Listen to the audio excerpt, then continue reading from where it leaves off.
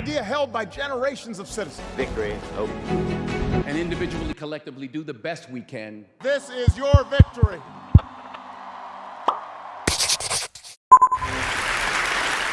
I'm here to talk to you about Indian education, higher education in particular. But I'm actually going to start with demography. How many of you here are under 35? Okay, that seems pretty representative of the country. 65% of India is under 35. How many of you are under 25? Okay, then you're not so representative because actually we have half the Indian population pretty much under 25. We are an amazingly young country. In fact, if you just take the age group from 10 to 19, there are 226 million Indians poised, in other words, to enter higher education, going through school and ready for higher education.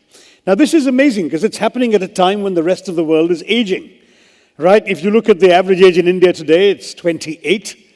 Of course, don't ask about the gap, since we heard about gaps between the average age of the Indian person and of the Indian cabinet. I think we hold the world record for that. But that's another matter. That's another TED talk, right? But what you've got with this average age is a time when the rest of the world is changing. So by 2020, the average age in Japan is going to be 47. In China, it's going to be heading well past 40. Europe, 46. The United States, youthful US, also 40. And India's average age is going to be 29. So we are potentially the people who are the youthful, productive, dynamic, young population ready to work and transform the world. The kinds of role that, say, China played in the last generation could be ours in the next. In fact, the International Labour Organization has worked out that by 2020, we'll have 116 million people in the age group of starting work. 20 to 24 is what they calculate. And China will only have 94 million at the same time. So we really are poised to do that. But, and by the way, other countries will have a serious deficit. It's estimated that the US will have 17 million short in terms of how many people they need at working age. We in India have the people. But do we have the ability to equip the people to take advantage of this, to be the workhorse or the work engine for the world? See, if we get it right, we educate and train them, we really transform not just our own economy and our society, but the world. If we get it wrong, the demographic dividend I'm talking about becomes a demographic disaster, because we've already seen in 165 of our 625 districts what happens when unemployed, frustrated, undereducated young men become prey to the blandishments of the Maoists and prey to the gun and the bullet.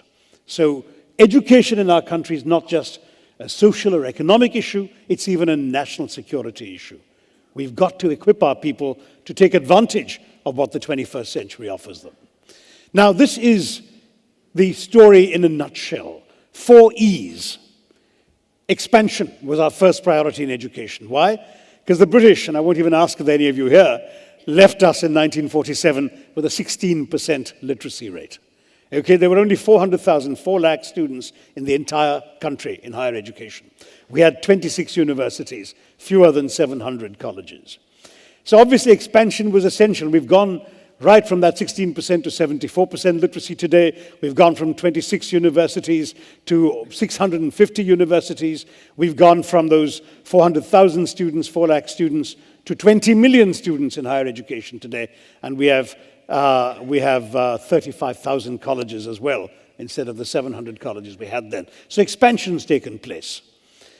We've also had to fight for the second E of equity, that is, including the excluded from education, trying to reach out to the unreached, the people who didn't get a fair shake in education for reasons they couldn't help. Gender, an obvious reason.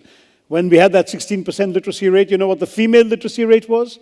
8.9% at the time of independence. Just 1 out of 11 Indian women could read and write. Caste, region, religion, all sorts of people got left out the system. We had to bring them in. And that became a big challenge and a priority for education. In getting those two things more or less right, I don't know how well we did on the third E, which is the E of excellence.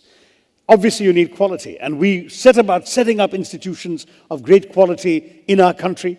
The IITs are a good example. In fact, it's part of Jawaharlal Nehru's vision that the IIT in Kharagpur was established back in 1956, the year I was born, and it was done on the site of a British detention center, the Hijli detention center. So a symbol of political oppression became instead a symbol of hope, of technology, of looking to the future. But for the IITs, the IIMs, a few good institutions, I'm sure you can all pick your few around the country, these have tended to be islands of excellence floating on a sea of mediocrity.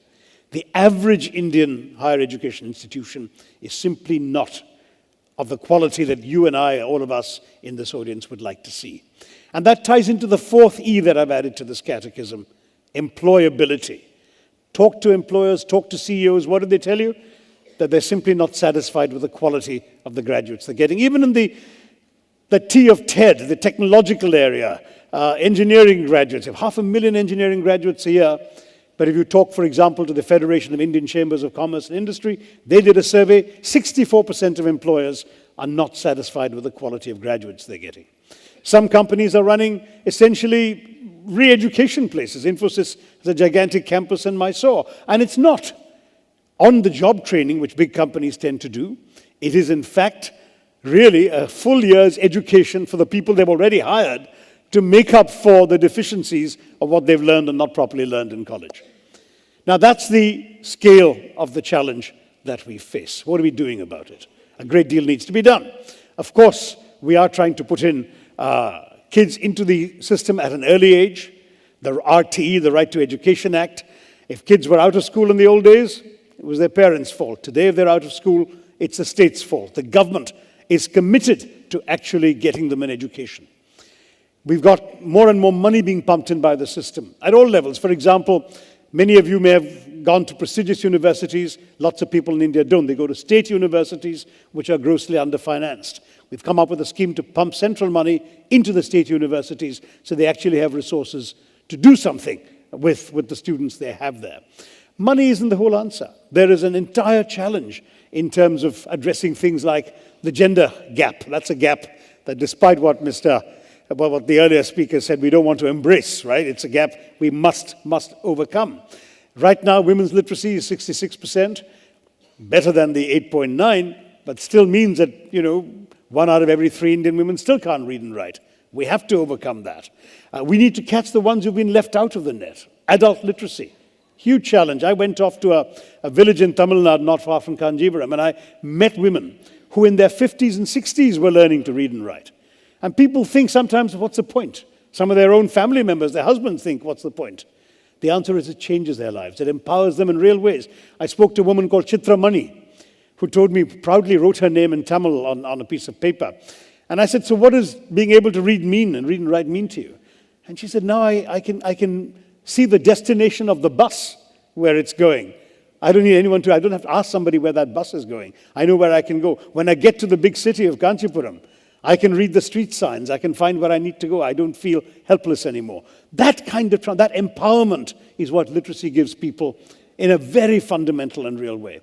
And we're trying to do that, of course, for those who've dropped out early on in the days before we got to that 74%. The younger kids, we've got them into school now. We have something called a gross enrollment ratio, the percentage of children of a certain age, of the age appropriate for a particular level of education. Well, at primary school now, our gross enrollment ratio is 116%. We've actually enrolled more kids than we thought existed at that age group, because some of the older ones are coming in too. Bad news is, as you go up the level, it starts dropping. So by the 8th grade, I'm afraid it's down to 69%. By the 10th grade, 39%. And by college, our gross enrollment ratio is about 18% against a global average of 29%. So clearly, we still need to do more. Our expansion hasn't gone enough. We haven't managed to get everyone to stay in the system. Some of them actually need vocational training. They're not all going to become white-collar clerks or officials or IAS officers, right? So we need to try and catch them and get them into vocational training. But how do you do that in a culture where for 3,000 years, if you wanted to be a cobbler or a carpenter, you better have an uncle or a father who's a cobbler or a carpenter, because nobody else is going to teach you. The transmission of knowledge of tradecraft in our country has always been through the gene pool. So one of the reasons why the sons of politicians tend to be politicians also, And a Bollywood movie stars, same story. So we need to get master craftsmen in. Why is it with a country of 1.2 billion people that we should have a nationwide shortage of masons, of plumbers, of certified electricians. We need to get more vocational training into the system. We're doing that. We're now rolling out the whole concept of community colleges so that kids can go in, have some academic learning, lots of vocational training, and at the end of 2 years, if they show tremendous academic promise, they can go back to a university. If not, they leave with a 2-year certificate and they go off and do a useful trade in a society that is clamoring for these skills. So these are the kinds of changes that we are trying to bring about and move along. But there's a change that the government alone can't do. You know, if you look at the need for research and innovation, you've heard a lot of that, I'm sure, in the course of the TED Talks. Research is something which the government wants to double the amount of money it's spending on research from 1% of GDP to 2%. We haven't had the money to pump into it yet. But innovation requires new ways of thinking. I heard you had a talk about hyper-thinking. I missed it.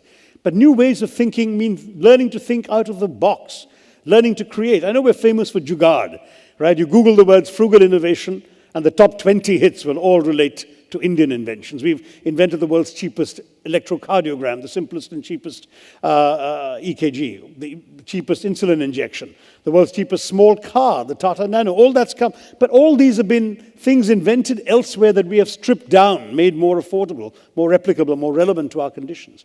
We need to do things that others haven't done before, which we used to do in our culture. We're the land that invented the zero. Remember how the Romans used to write their numerals in long strings of letters? Until an Indian thought of the idea of zero, emerging from the notion of shunyata in Hindu and Buddhist thinking. And that came into the zero, shunya, which transformed global mathematics. We need to think like that again. We need to come up with ideas. We have 17% of the world's brains. Why do we only have 2.8% of the world's research output coming out of our country? Well, perhaps we need to start in the classroom. Get our kids not just to have their heads filled full of facts and textbook materials and teachers' lectures, because frankly, that gives you a well-filled mind. But in the era of the internet, you don't need a well-filled mind. You've got Google, right? You can find out anything you want with 2 clicks of the mouse. What you need is a well-formed mind, a mind that reacts to unfamiliar facts and details, that can actually synthesize information that it hasn't studied before. A mind, in other words, that can react to the bigger examination called life, which doesn't actually only give you things you've prepared for. And for that, you need a mind that's shaped by original thinking, a mind that doesn't just ask the teacher why, but why not. I've actually had a little experience of out-of-the-box thinking myself. I wear glasses. I don't need them to read. I don't need them to see you folks on the front. But if I want to catch somebody in the back row there, I have to look through glasses. But because I hardly ever wear them, I keep losing or breaking them. I shove them in a pocket, bang against a wall or something, they crack. I put them on a lap. When I get up, they fall down. Somebody steps on them, they break. In the first 3 months of this year, I lost or broke 6 pairs of glasses. So I was telling a friend about this. And he said, simple solution. Why can't you think of that? I said, look, there is no easy solution because for 150 years, glasses have been made in one way, right?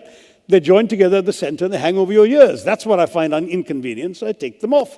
And he said, no, we'll find a different way. You can reimagine glasses in a way that they're not going to hang over your ears or be joined in the middle. And this is what he did. I'm wearing them right now, and I want to see anybody at the back. I just pull that together, like 2 magnets in the middle that click together, and I can see you all at the back. Now, it's a silly example, perhaps, but it's an example of how one can think out of the box. Familiar objects can be thought of in ways they haven't been thought of before. And that way, we can move forward in the world. I have no doubt that the challenges are enormous. There is simply no question that here, in our country, we have to become literate. But there is one piece of good news. 95% of our 12-year-olds across India can read and write. So the future looks good. And as far as the workforce is concerned, if we can get all these other pieces in place, we can say to the rest of the world, we're coming. Thank you very much.